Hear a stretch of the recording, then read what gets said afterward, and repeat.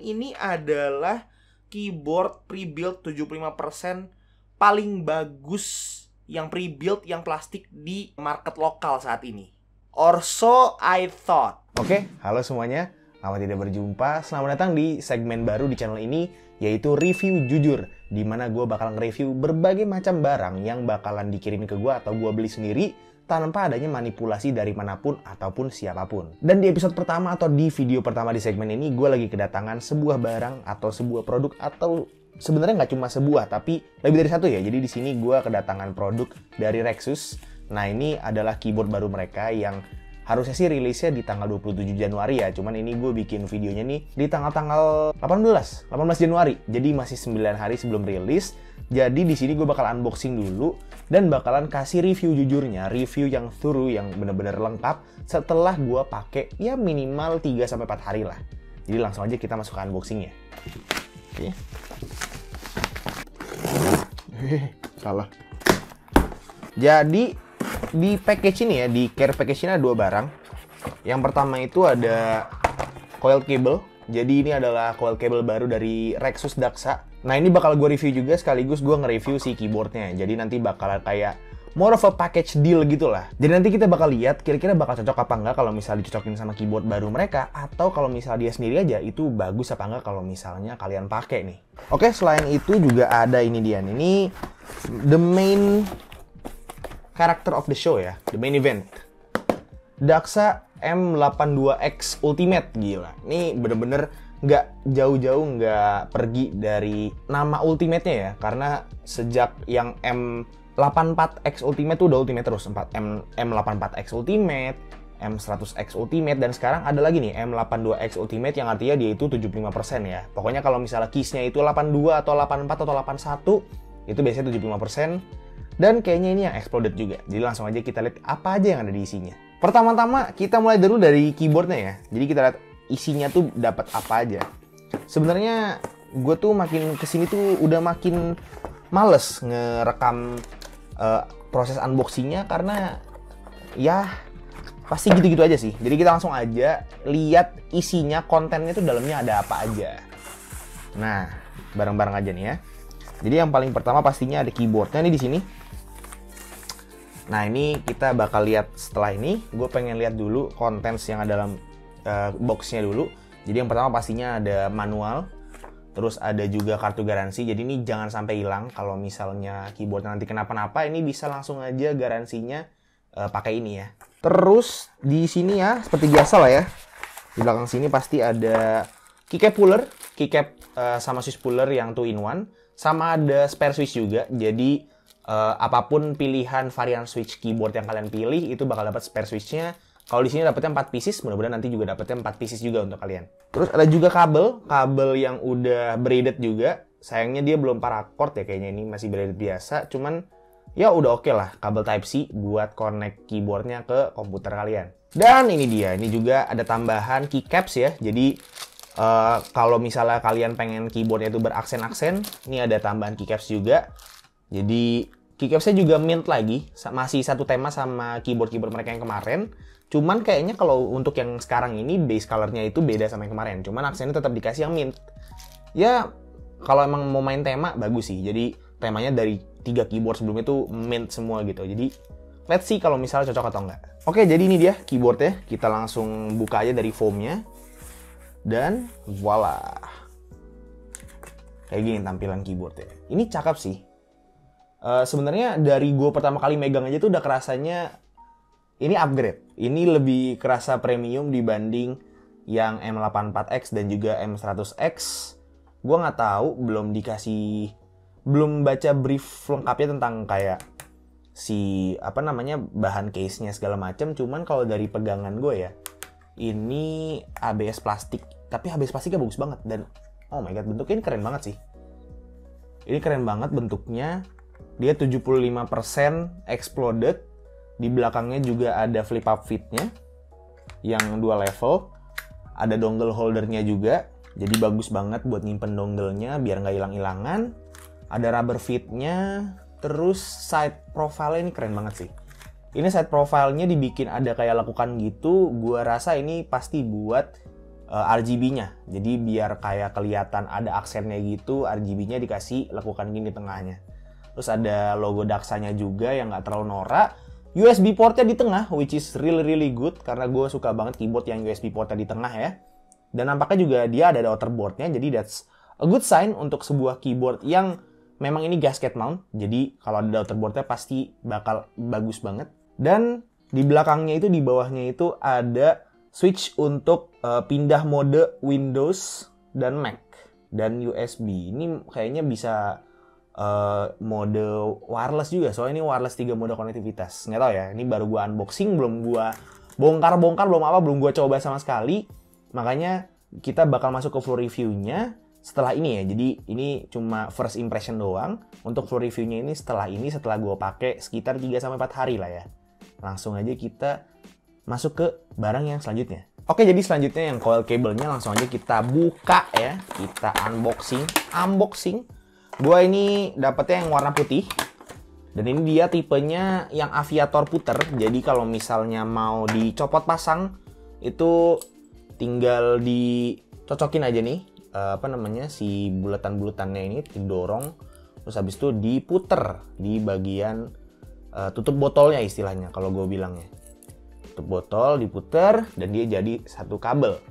Ini dia kayaknya bahannya juga udah Tecflex ya. Gue nggak tahu ini Tecflex atau Paracord. Mungkin nanti gue lihat lagi karena ini bener-bener gue baru buka. Untuk dari finishingnya oke sih, warna putih. Cuman, aduh ini gue dapetnya kayaknya, yang agak cacat nih. Soalnya ada lecet-lecet dikit di bagian aviatornya. Mudah-mudahan aja nanti kalau misalnya yang udah production untuk untuk kalian semua itu nggak ada cacat-cacat kayak gini. Kalau misal ada, sayang banget sih. Cuman secara look, secara feel kabelnya ini udah solid banget. Dia juga kabelnya tebel ya. Jadi kalian nggak perlu khawatir untuk misalnya tiba-tiba kabelnya putus atau apa. Kayaknya nggak perlu khawatir deh. Kayak ini tebel banget soalnya kabelnya. Untuk USB-nya juga dia udah kerasa solid juga. Sebenarnya nggak banyak sih yang bisa direview dari sebuah coiled cable ya.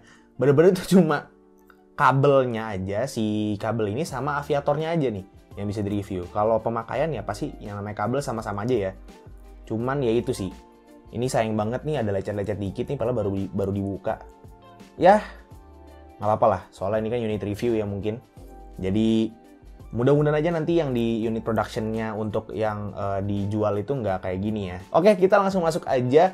Loncat ke 3-4 hari setelah ini. Dan gue bakal kasih testimoni dan review jujur gue tanpa ada manipulasi sama sekali dari pihak manapun dan siapapun.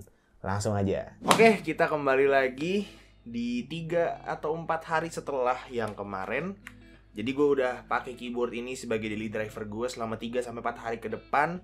Dan ya akhirnya gue bisa menyimpulkan beberapa hal tentang keyboard ini, baik dari dalam maupun dari luarnya. Soalnya udah gue coba oprek juga dan gue udah tahu isi-isiannya. Dan secara typing feel, appearance, semua opini gue bakal gue share di sini semua. Oke, jadi kita mulai dari yang pertama dulu ya. Appearance, ini yang paling penting, penampilan. Karena kan ya apapun itu pasti dilihatnya dari penampilan dulu. Jadi secara penampilan tuh keyboard ini gue bener-bener yang kayak, udahlah ini keyboard tuh keren banget. Jadi secara penampilan tuh gue suka banget. Side profile yang unik banget. Ada aksen buat ngeluarin RGB-nya. Terus 75% exploded. Walaupun gue bilang di video sebelumnya kalau gue itu bosen sama knob ya. Cuman for some reason, karena gue ngelihat keyboard ini punya aksen-aksen baru gitu ya. Jadi rasa bosen gue tuh ya bisa dibilang sedikit hilang lah terhadap keyboard knob. Karena mungkin di side profile ada yang baru gitu, nggak ngebosenin yang cuma lurus doang gitu. Sekarang udah ada yang aksennya kayak begini, jadi lebih enak dilihat lah. Jadi ya knobnya tolerable. Yang kedua tuh pemilihan warna. Akhirnya Rexus itu pilihan warnanya masuk sama preferensi gue. Sebelumnya tuh yang Daxa M84X Ultimate sama yang Daxa M100X Ultimate itu bener-bener jujur aja nggak masuk sama colorway preference gue. Akhirnya nih mereka dengan M82X ini ngeluarin yang colorway-nya itu hitam putih yang bener-bener enak dilihat gitu. Jadi ya gue sangat-sangat nyaman kalau pakai keyboard ini dengan warna yang cocok sama desmet gue, yang cocok sama warna setup gue gitu kan, enak gitu dilihat ya. Jadi bener-bener masuk ke setup gue, nggak maksain. Dan emang dia tuh kalau nggak salah ada 2 pilihan warna ya, ada yang warna hitam sama ada yang warna putih kalau nggak salah. Oke, gue baru bisa lihat briefnya lagi dan salah, ternyata bukan warna hitam sama warna putih, cuman ada yang smoky black kayak yang gue pilih sekarang, sama ada yang smoky clear. Jadi ada yang smoky clear juga. Cuman gue waktu itu milihnya smoky black karena gue udah bosen lah sama yang warna clear mulu. Jadi gue lebih milih yang smoky black dan gue gak nyesel sama pilihan gue. Cuman mungkin secara warna itu paling dari gue itu knobnya mungkin bisa dibikin jangan hitam juga. Mungkin biar lebih enak dilihat ya, lebih ada aksennya lagi, knobnya bisa dibikin jadi warna putih gitu misalnya. Jadi biar ini tuh nggak hitam semua nih di sini. Jadi ini hitam terus putih tiba-tiba di sini, terus di sini hitam lagi gitu. Mungkin aja bisa kayak gitu. Terus pemilihan keycaps yang nggak tembus pandang juga di sini masuk banget sama konsep case-nya, karena gue lihat itu PCB-nya itu ada LED-nya, ada RGB-nya. Cuman karena keycaps-nya ini nggak tembus, jadi bener-bener tuh RGB-nya cuma tembus yang di bagian siniannya aja, yang di bagian di samping-sampingnya aja nih. Jadi cocok banget sama konsep side glow yang mau mereka pamerin ke kita semua. Dan gue suka banget dengan konsep ini karena gue gak gitu suka sama keyboard RGB yang full. Gue lebih suka kalau misalnya RGB-nya itu aksen-aksen aja, nggak terlalu norak. USB portnya ada di tengah dan ada daughter boardnya, jadi itu juga jadi nilai plus buat M82X ini ya. Jadi secara appearance gue bisa bilang mungkin ini adalah keyboard pre-built 75% paling bagus yang pre-built yang plastik di market lokal saat ini. Or so I thought. Jadi awalnya mungkin kalau misalnya sekilas lihat aja, itu bisa kalian lihat kalau keyboard ini tuh bagus banget. Cuman sayangnya ada sedikit cacat yang sebenarnya bisa dibilang ganggu banget.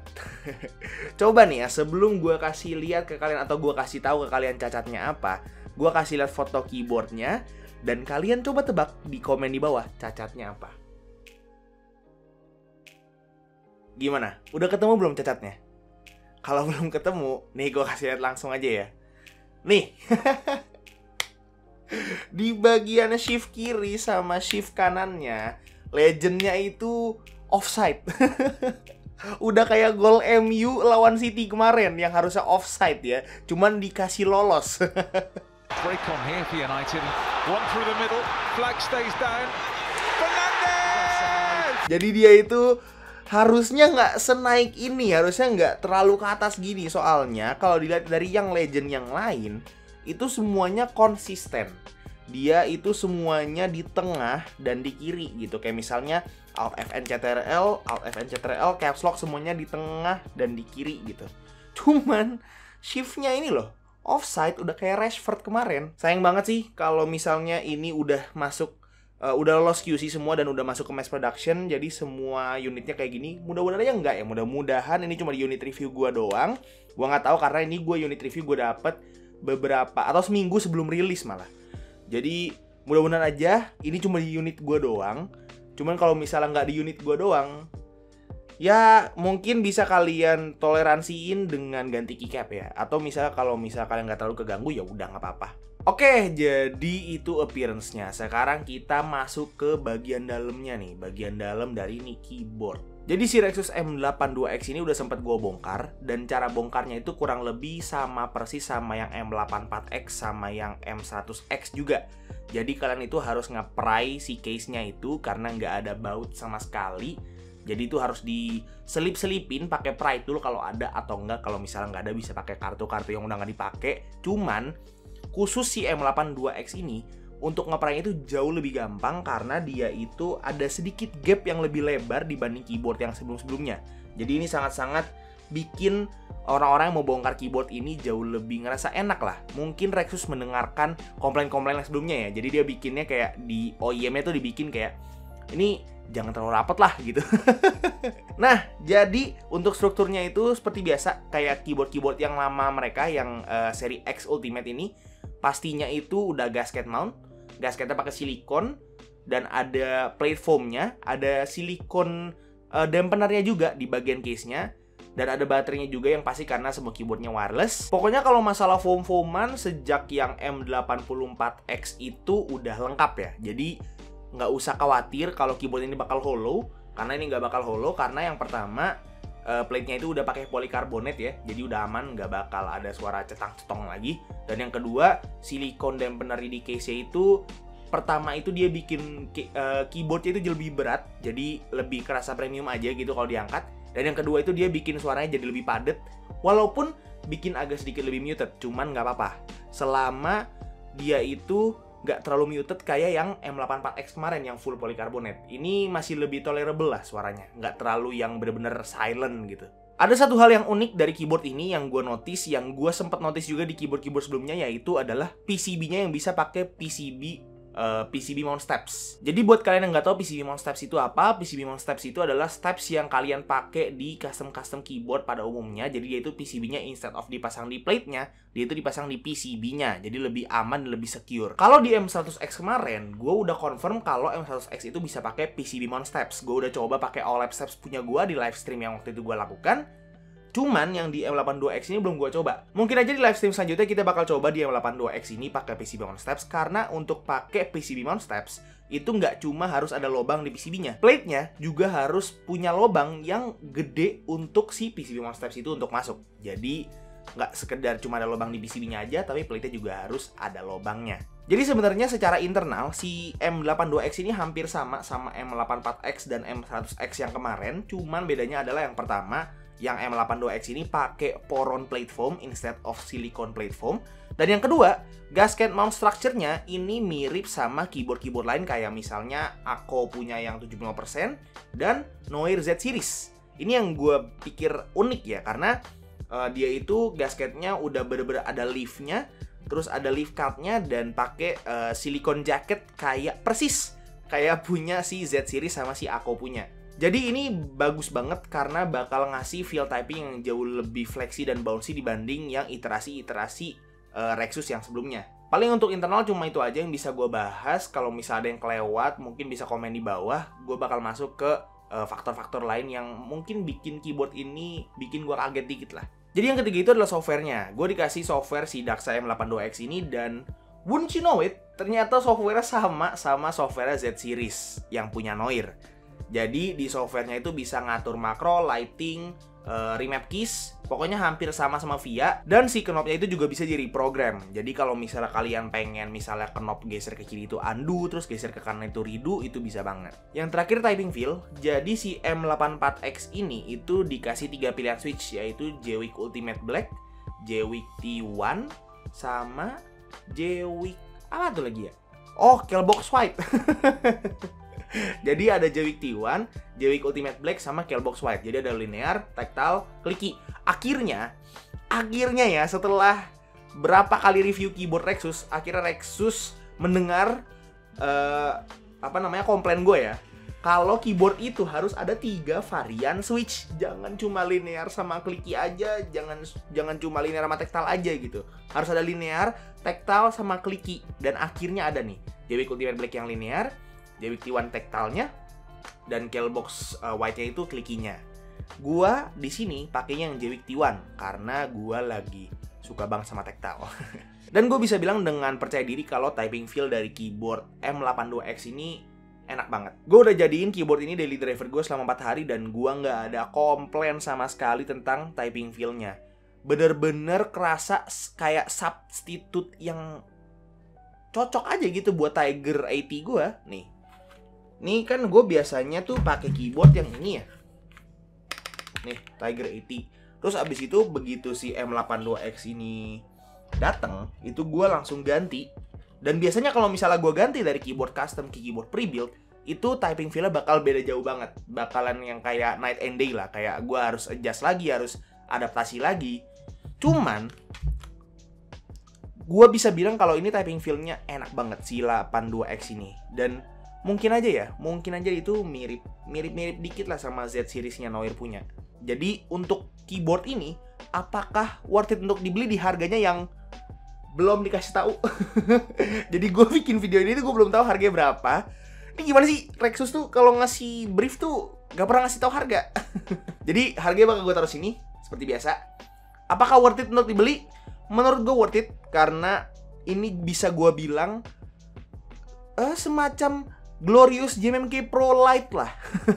Atau Noir Z Series Lite bisa dibilang. Kalau misalnya kalian pengen cari keyboard dengan looks yang mirip-mirip kayak gitu, dengan typing feel yang hampir sama, cuman nggak punya budget untuk upgrade ke keyboard aluminium, jadi cuma bisa resort ke plastik aja. Karena keyboard plastik zaman sekarang tuh udah mantep gitu. Jadi kalau misalnya kalian inget dulu tuh, kayak misalnya ada keyboard kayak KB-D67 Lite, D60 Lite, Ramakara, apapun itu yang keyboard custom ABS plastik, itu sekarang udah punya karakteristik yang mirip-mirip sama keyboard pre-built yang sekarang. Jadi kayak keyboard pre-built sekarang itu udah layak kalau misal disebut custom keyboard sebenarnya. Cuman ya beberapa keyboard yang terpilih aja.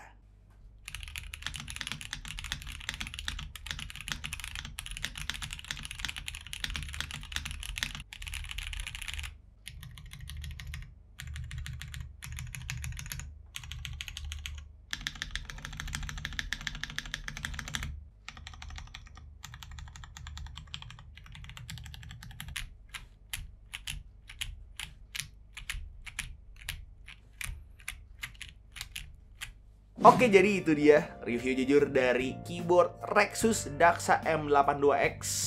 Gila, gue lama banget nggak bikin video YouTube kayak gini. Dan sorry banget kalau misalnya pembawaan gue di video ini agak kaku, karena jujur aja gue udah lama banget nggak ngomong di depan kamera. Gue sempat agak hiatus bentar karena sempat agak terlalu sibuk sama kerjaan kantor. Cuman by the time this video is up, harusnya beban kerjanya itu udah mulai keangkat dikit, dan gue bisa balik bikin video YouTube seperti biasa. Terima kasih banyak yang udah nonton dari awal sampai akhir. Kalau misalnya kalian suka videonya, silahkan kasih tau ke teman-teman kalian. Dan kalau misalnya kalian nggak suka videonya, silahkan kasih tau ke gue. Jangan lupa subscribe supaya kalian nggak ketinggalan video-video gue yang selanjutnya. Dan jangan lupa juga untuk follow semua sosial media gue yang udah gue taruh di deskripsi di bawah. Itu aja dari gue. Thank you banget yang udah nonton dari awal sampai akhir. It's been your boy Tommy. And as always, peace out.